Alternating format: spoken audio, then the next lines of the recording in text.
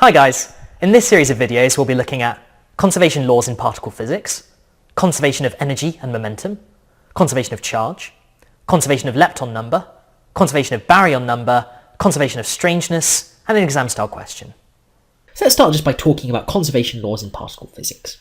So conservation laws help us to determine what particle interactions are allowed and which are not allowed.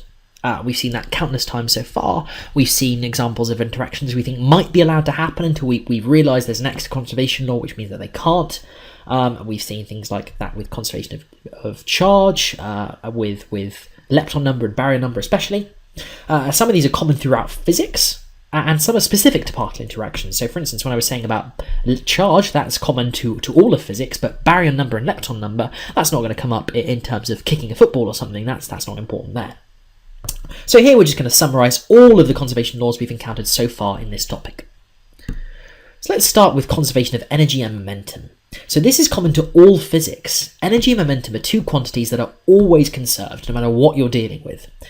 Conservation of momentum simply means that the momentum of your particles before interaction is equal to the momentum of your particles after interaction.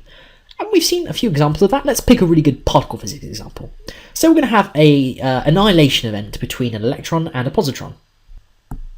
We're going to say that they are moving towards each other at exactly the same velocity, so there is no overall momentum. So that means that the total momentum before the collision is zero, but conservation of momentum means that the total momentum after the collision must also be zero, because it must be equal to what it was before. So conservation of momentum implies that the total momentum after the collision is zero.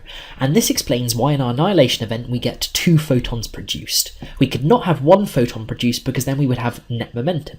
We must have 2 photons produced moving in opposite directions.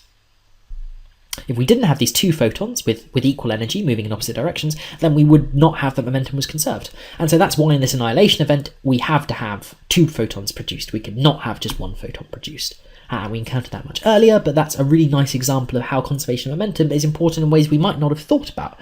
We're used to thinking, I could have just drawn here, for instance, an example of particles colliding, and that would have told us exactly how fast they were moving and stuff afterwards by seeing how conservation of momentum would have given us that. But actually, conservation of momentum tells us how many of something is produced, which is not something we might have expected. Conservation of momentum means that we have to have 2 photons, not 1 photon produced, which is something you might not have expected. So it's really important here.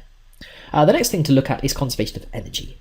So here it's slightly different. We're going to see this all the time in our later sections on kinematics, etc. Conservation of energy is fundamental to all of that. But here it's going to be slightly different than in later sections. And why is that? Well, because annihilation means that mass can be converted into energy.